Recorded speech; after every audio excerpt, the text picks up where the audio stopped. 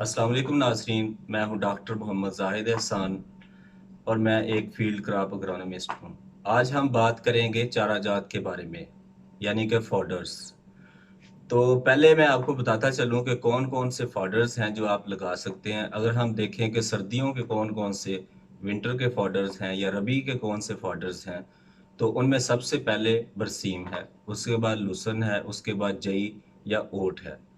इसी तरह अगर हम बात करें गर्मियों के फॉडर्स की या चाराजात की, तो गर्मियों के अंदर हमारे पास जो ऑप्शन मौजूद हैं उनमें से मकई, जवार, बाजरा, सदाबहार, गवारा, जंतर, रोड ग्रास और मल्टी कट। तो ये तकरीबन 8 से 10 ऐसे ऑप्शंस हैं जो आप चारे के लिए इस्तेमाल कर सकते हैं। चारा लगाते वक्त किन चीज़ों का ख्याल करना चाहिए, इनका वक्त काश्त क्या है, और फी एकड़ बीज कितना आप इस्तेमाल करेंगे और खाद कितनी इस्तेमाल करेंगे, इसके बारे में मैं आपको जल्दी जल्दी बताता चलूँ 2-4 मिनट्स के अंदर। हर फोल्डर के बारे में डिटेल वीडियो हम बाद में बनाएंगे और वो अपलोड करेंगे। फिलहाल मैं आपको बताता चलूँ कि जो मैंने 8 से 10 फोल्डर्स या चाराजात बताए हैं, इनके लिए क्या क्या रिक्वायरमेंट। सबसे पहले बात करते हैं बरसीम की। बरसीम की जो सोइंग है, वक्त काश्त है, वो अक्टूबर है। अक्टूबर इसके लिए बेस्ट है, लेकिन आप नवंबर तक जा सकते हैं। इसी तरह लूसन भी आप अक्टूबर से लेकर नवंबर तक लगा सकते हैं। अगर हम जई या ओट की बात करें तो इसका भी वक्त काश्त अक्टूबर नवंबर है। इन तीनों के लिए अगर आप बरसीम लगा रहे हैं तो आप 8 किलोग्राम बीज इस्तेमाल करेंगे। अगर आप लूसन लगा रहे हैं तो आप 6 किलोग्राम बीज इस्तेमाल करेंगे, और अगर आप जई लगा रहे हैं या ओट लगा रहे हैं तो आप 30 से 35 किलोग्राम बीज इस्तेमाल करेंगे। इन तीनों को आप छट्टा भी कर सकते हैं। इसके अलावा आप इनकी लाइन सोइंग या ड्रिल सोइंग भी कर सकते हैं। खासकर जई के लिए आप ड्रिल भी इस्तेमाल कर सकते हैं। तो अगर आप ड्रिल सोइंग करेंगे तो इसके लिए आपको 20 से 25 किलोग्राम बीज की ज़रूरत होगी।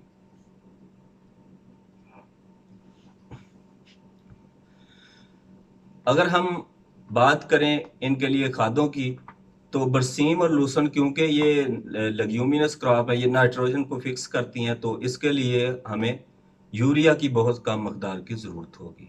इनके लिए डीएपी 1 से 1.5 बैग और पोटाश 1 बैग हम इस्तेमाल कर सकते हैं, लेकिन यूरिया आप 20 किलोग्राम भी पर एकड़ इस्तेमाल करेंगे तो वो इनफ होगी अच्छे चारे के लिए। लेकिन जई के अंदर क्योंकि जई नाइट्रोजन फिक्स नहीं कर सकती, तो जई के लिए कम से कम आपने 1 से 1.5 बोरी डीएपी, 1 बोरी पोटाश और उसके साथ 1 से 1.5 बोरी आपने यूरिया भी इस्तेमाल करनी है।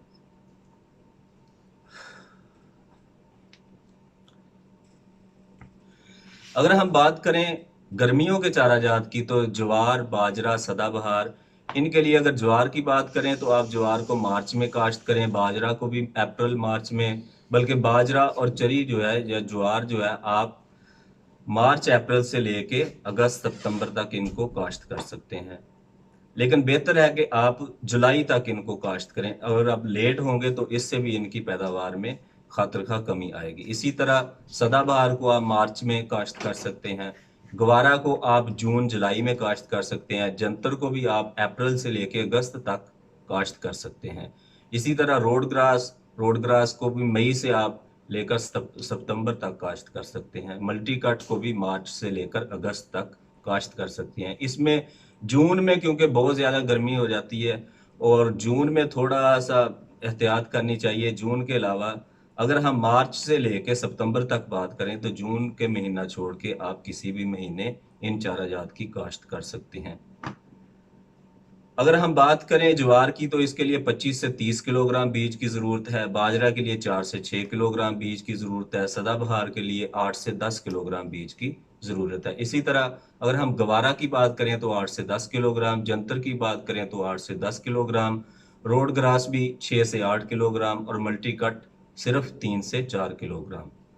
तो इनको आप दोनों तरीकों से काश्त कर सकते हैं। आप छट्टे के ज़रिए भी काश्त कर सकते हैं और आप लाइन सोइंग भी कर सकते हैं। ज्वार, बाजरा, इनको आप छट्टे से काश्त करें। सदाबहार को आप 1.5 फुट के फासले पे नालियां बनाएं, उसमें काश्त करें। इसी तरह जंतर को आपने छट्टा या 9 इंच से लेकर 1 फुट की लाइन में सोइंग कर सकते हैं। रोड ग्रास को छट्टा से काश्त करें। मल्टी कट को 1 फुट फासले पर लाइनें बनाकर उसमें काश्त करें, या ड्रिल के ज़रिए भी आप काश्त कर सकते हैं। तो अगर हम गर्मियों के चारा जात की बात करें तो इनमें ये सारे ही तकरीबन सीरियल बेस्ड फॉडर्स हैं। ये लग्यूमिनस नहीं है, नाइट्रोजन फिक्स नहीं करते। तो इसमें आपको ज्वार, बाजरा, सदाबहार, रोड ग्रास और मल्टी कट, इसमें आपने नाइट्रोजनी सी खादें या यूरिया खाद का भी इस्तेमाल करना है। इनमें जो गवारा और जंतर है, इसके लिए आपको नाइट्रोजनी खाद या यूरिया की ज़रूरत नहीं है, क्योंकि इनकी रूट्स के ऊपर नोड्यूल्स होते हैं, उनमें बैक्टीरिया होते हैं, और वो खुद ब खुद हवा के अंदर जो 78% 78% नाइट्रोजन है उसको फिक्स करके पौधे को अवेलेबल करते हैं और